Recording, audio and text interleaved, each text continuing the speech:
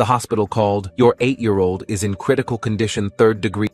When I arrived, my daughter whispered, "Dad." Stepmom held my hands on the stove. She said, "Thieves get burned. I only took bread because I was hungry." When police reviewed the footage, my ex tried to run. The doctor's voice was clinical, detached. 3rd degree on both hands. Surgery required within 12 hours or she'll lose function permanently. I stared at him, at his scrubs, at the hospital badge that said, Dr. Ahmad Rashid, pediatric burn specialist, 14 years. What? The word came out wrong. Too quiet. Your daughter, Emma, she's in room 247. The burns are severe. We need parental consent for— I was already running. Down the corridor, past nurses, past families in waiting rooms, past a janitor mopping floors, with that sharp chemical smell that made my eyes water. Room 247. The door was half open. Emma lay in the bed, so small she barely made a shape under the white sheets. Both hands were wrapped in thick gauze bandages, elevated on pillows. IV lines snaked into her left arm. Monitors beeped a steady rhythm that should have been comforting but just sounded like countdown timers. Her face was pale, drained of color, eyes red and swollen from crying. She turned her head when I entered. "Dad." Her voice broke something inside me. I grabbed the chair beside her bed, dragged it close, sat down hard enough that the plastic groaned. "Baby, what happened?" My hands hovered over hers, terrified to touch her. Tears spilled down her cheeks. Stepmom held my hands on the stove. The room tilted. She said, "Thieves get burned." Emma's breath hitched. Each word came out like broken glass. "I only took bread because I was hungry." My blood stopped moving. "What?" "The bread was for sandwiches, in the box on the counter. I just wanted—" She sobbed, her whole body shaking. "I was so hungry, Dad." The custody arrangement was every other week. 1 week with me in my apartment on J Street, 1 week with her mother Jessica and Jessica's husband Derek in their house on Maple Ridge. 50-50 custody, court ordered, mediated by family court services after 18 months of fighting. Fair and equitable, Judge Sandra Martinez had said 2 years ago during the divorce proceedings. Both parents have equal rights to the child. I'd noticed things over the past 6 months. Small things I'd tried to rationalize away. Emma had lost weight. Her cheeks looked hollow. Her clothes hung loose on her frame like they were 2 sizes too big. "She's a picky eater," Jessica had said when I'd asked during a custody handoff. "You know how kids are. She wants chicken nuggets and French fries. Nothing healthy." I'm trying to teach her better eating habits. That had made sense at the time. Jessica was always concerned about appearances, about doing things the right way. Emma wore long sleeves in July, even at the community pool during my weeks. "She's self-conscious about her arms," Jessica had explained when I'd mentioned it. "Girls that age, they get weird about their bodies. It's a phase. My therapist says not to make a big deal about it." Emma flinched when I raised my voice. Not yelling, just firm. "Emma, homework before TV would make her physically recoil. She's sensitive," Derek had said the one time I'd brought it up, smiling that easy smile of his. "Corporate sales manager, always smooth, always had an answer. She gets overwhelmed easily." Jessica and I are working with her school counselor on emotional regulation. I should have pushed harder. I should have looked closer. I should have ignored their explanations and trusted my gut. But divorced parents second-guess everything. You're always worried about being the problem, about being controlling, about your ex claiming you're interfering with their parenting time. So I'd accepted their explanations, and Emma had paid the price. "The doctor said you need surgery," I whispered, my voice barely working. "For your hands, to fix the tissue damage. Will they work again?" Emma's eyes searched mine, desperate, terrified. 8 years old and already learning that bodies can be broken. "Yes, baby, they will." I didn't know if that was true, but I needed her to believe it, needed her to have hope. A nurse entered, middle-aged black woman with kind eyes and braids pulled back in a neat bun. Her badge read, Sharon Miller, RN, Pediatric ICU, 16 years. She checked Emma's vitals with practiced efficiency, her movements gentle around the bandaged hands. "Mr. Torres," she said quietly, "the police are here. They need to speak with you." My stomach dropped. "Now?" "Yes, sir. It's about Emma's injuries. They're waiting outside." I looked at Emma. Her eyes were closing, the pain medication pulling her under. "I'll be right back, baby," I whispered. Right outside the door, she nodded weakly. 2 detectives stood in the hallway. One was tall, Latino, maybe 45, dark hair graying at the temples, sharp suit that had seen better days. The other was shorter, Asian woman, 50s, with observant eyes that seemed to catalog everything. "I'm Detective Luis Martinez, Sacramento PD, Crimes Against Children Unit, 15 years on the force. This is Detective Grace Chen, 22 years. Chen nodded. "We need to ask you about your daughter's injuries, Mr. Torres. My ex-wife did this." The words tasted like acid coming up my throat. "Jessica Burns." She held Emma's hands on a stove burner. Martinez pulled out a notepad, clicked his pen. "How do you know that?" "Emma told me, just now, in the room." "We need more than victim testimony," Chen said gently but firmly. "Defense attorneys argue accidents, misunderstandings," he said, she said. 8-year-olds make unreliable witnesses in court. We need physical evidence, medical medical reports help, but do they have security cameras? Martinez cut in, his eyes sharp. At the house where this happened, my brain caught up. Yes, Derek, Jessica's husband, he's paranoid about break-ins. He installed a whole system last year. Ring doorbells, indoor cameras, the works. Kitchen, living room, hallways. We need access, Chen said immediately. Do you have login credentials? I pulled out my phone with shaking hands, opened the Safe Home app. Derek had given me the login 8 months ago during a custody handoff when Emma had forgotten her backpack and I'd needed to check if it was visible in any of the camera feeds. In case you ever need to verify something, Derek had said, acting like the reasonable stepdad. Co-parenting is all about transparency. I handed Martinez my phone. Password is Derek 2024 with a capital D. Martinez tapped through screens, his expression neutral at first. Then his jaw tightened. A muscle jumped in his cheek. Chen leaned over his shoulder, squinting at the screen. Her face went hard. Professional mask slipping for just a second, revealing the rage underneath. Jesus Christ, she whispered. What? I stepped closer, trying to see the screen. What is it? Martinez turned the phone toward me. Mr. Torres, you should prepare yourself. The screen showed the kitchen. Yesterday's date stamp in the corner. September 26th, 4:47 p.m. Emma reaching into a bread box on the counter, taking out a slice of bread, just one slice. Jessica entering the frame from the left, fast. Her body language screaming fury even in silent footage. Grabbing Emma's wrist with her right hand, dragging her,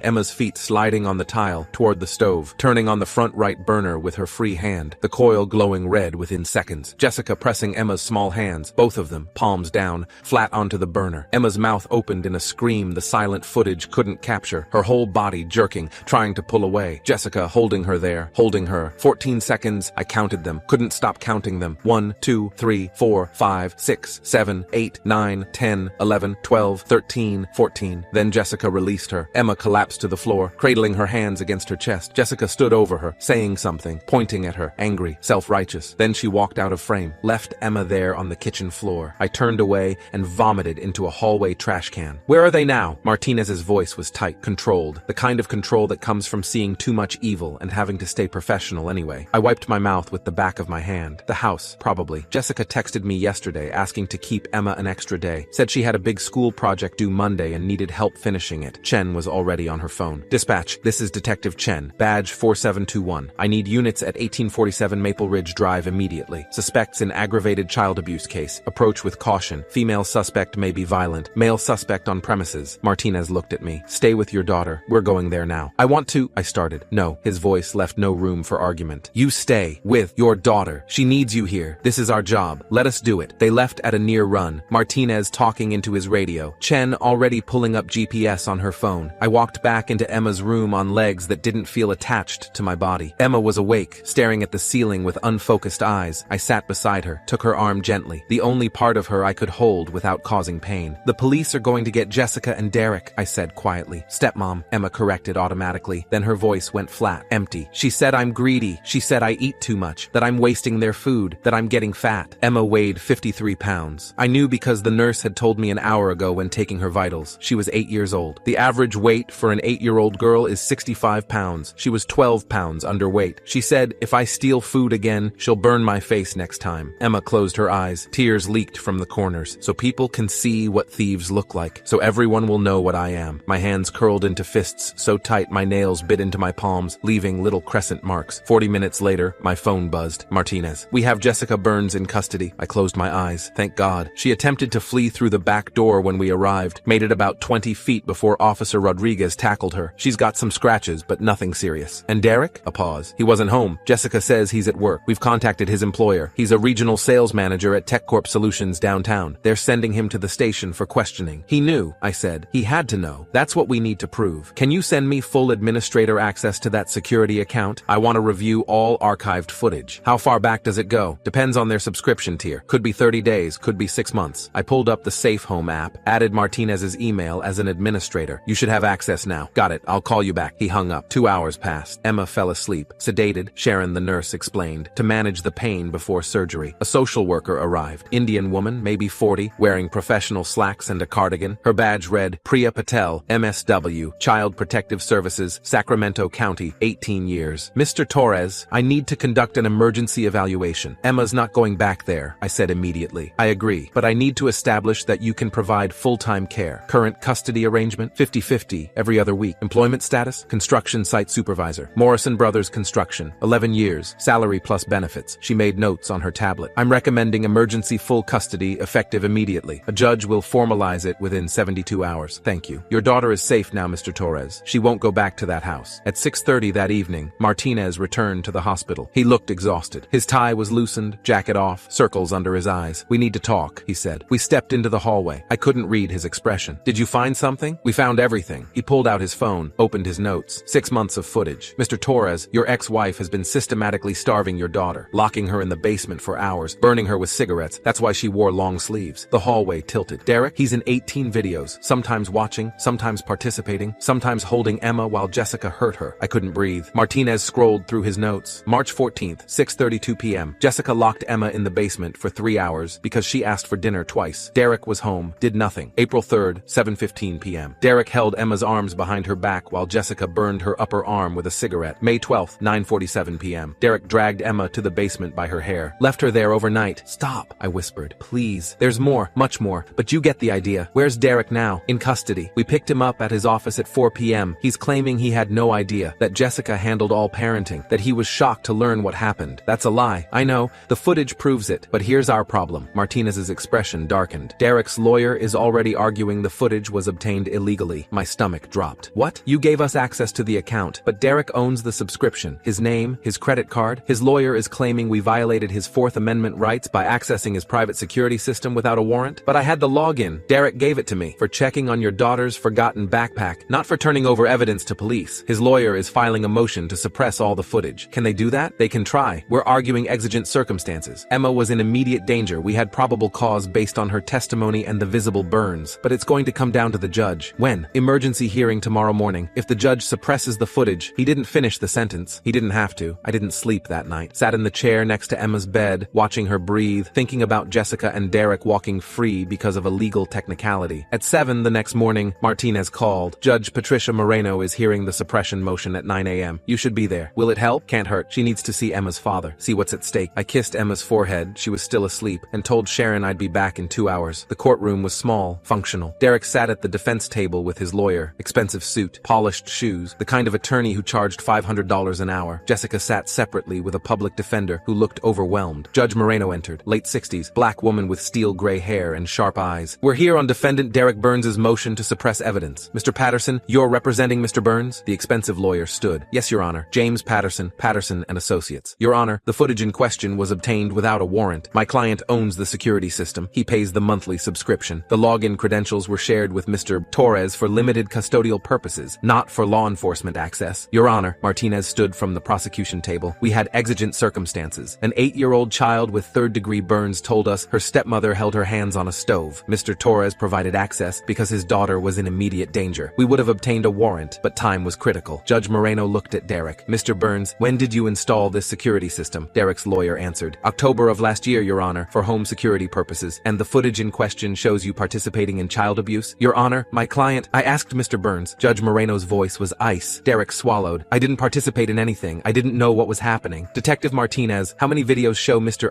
Burns present during abuse? Martinez stood. 18, Your Honor. In 12 of those, he actively participates. In 6, he watches without intervening. Judge Moreno opened a folder. I've reviewed a sampling of the footage. The court finds that exigent circumstances existed. An 8-year-old child with severe burns provided testimony implicating her stepmother. The father had legitimate access to the security system and provided it to law enforcement in good faith to protect his child. Motion to suppress is denied. Derek's lawyer stood. Your Honor, we request denied. Sit down, Mr. Patterson. Judge Moreno looked at the prosecutor. Is the people ready to proceed with arraignment? Sandra Kim stood. The deputy DA I'd spoken with on the phone. Yes, Your Honor. Then let's proceed. The arraignment moved quickly. Sandra Kim outlined the charges. Jessica, 17 counts of aggravated child abuse, 4 counts of torture, 3 counts of false imprisonment, 2 counts of assault with a deadly weapon. Derek, 14 counts of child abuse, 4 counts of torture for direct participation, 12 counts of failure to report. Jessica's public defender tried to argue stress, mental illness, undiagnosed postpartum depression lasting 8 years. Judge Moreno cut him off. The footage shows premeditation. Your client waited until the child was alone. She hid the abuse under long sleeves. She manipulated custody schedules. That's not mental illness, counselor. That's calculated cruelty. Derek's lawyer tried to claim his client was manipulated by an abusive spouse. Your client held a child while his wife burned her with a cigarette. Judge Moreno said flatly. The footage is date-stamped April 3rd at 7:15 p.m. Would you like me to play it in open court? Patterson sat down. Judge Moreno looked at Sandra Kim. Does the people have a bail Bail recommendation? Remand without bail, Your Honor. Both defendants are flight risks. Mr. Burns attempted to leave the state when served with a warrant. Mrs. Burns has family in Mexico and holds a valid passport. The evidence is overwhelming. Date-stamped, time-stamped video footage showing systematic torture of a child over 6 months. Granted, both defendants remanded without bail pending trial. Jessica's face crumpled. Her mother sobbed in the gallery. Judge Moreno continued. Mrs. Burns, you installed cameras to protect your property. Those cameras documented you torturing your daughter for 6 months. The footage is backed up to cloud storage you paid for with your credit card. There is no defense here. She turned to Derek. Mr. Burns, you participated in 12 documented incidents. You watched 6 more without intervening. California law requires mandatory reporting of child abuse under Section 1166. You violated that law 12 times while actively torturing a child. Derek stared at the table. Trial is set for January 14th. We're adjourned. The gavel struck. Emma's surgery happened that afternoon. Dr. Rashid worked for 4 hours, rebuilding tissue, grafting skin, trying to save what could be saved. I sat in the waiting room thinking about Derek and Jessica in county jail, thinking about 6 months of footage they'd recorded themselves. At 2:30, Dr. Rashid emerged. The surgery went well. She'll need extensive physical therapy, but she'll regain 70 to 80% function. She'll always have scars, but she'll be able to use her hands. I cried then. The trial lasted 2 weeks in January. The prosecution presented the footage methodically. Every incident documented. Jurors cried. One had to leave during the May 12th footage. Jessica laughing while Emma begged for food. The defense called no witnesses. What could they say? The cameras showed everything. On January 29th, the jury deliberated for 2 hours. Guilty on all counts. Jessica showed no emotion. Derek wept. Sentencing happened on March 1st. Judge Moreno looked at both defendants. You tortured a child. You starved her. You burned her. You documented every moment on cameras you installed to protect your property. She paused. The security system you installed recorded everything. Every crime. Every moment. That footage will follow you for the rest of your lives. Jessica's mother screamed from the gallery. Emma Torres is 8 years old. She will carry your scars forever. You were supposed to protect her. Instead, you destroyed her childhood. The gavel fell. Jessica Burns, 22 years. Derek Burns, 18 years. Were adjourned. The cameras they'd installed to keep intruders out